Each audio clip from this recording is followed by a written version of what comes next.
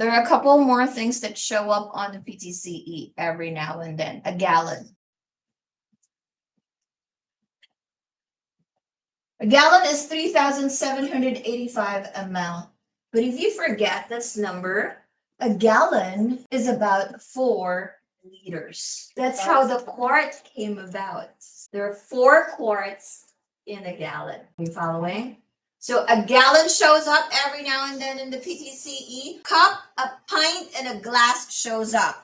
And all of those are on the table that I gave you. Know that a cup and a glass are exactly the same amount when it comes to mass. What is that? 1 cup and 1 glass is 8 ounces. Let's talk about pint. So there are 4 quarts in 1 pint. There are 4 quarts in 1 gallon, right? Which means, estimate a quart is how much? About 1 liter. So some books will say 970, some books will say 900. That's why I said about 1 liter. If you are to make an educated guess and you forgot these numbers, use the whole numbers. Just like when I'm converting temperature in a different country, remember? They say I divided by 2 instead of 1.8 or multiply by 2 instead of 1.8.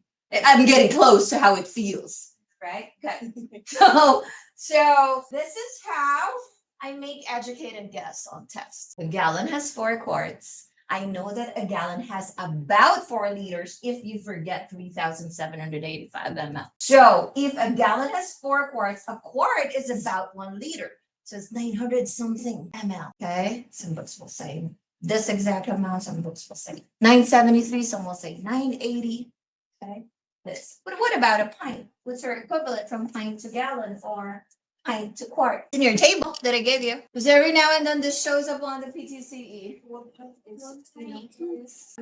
How many quarts? 1 pint is in the table. You can do milliliters, but you can also do pint to quart.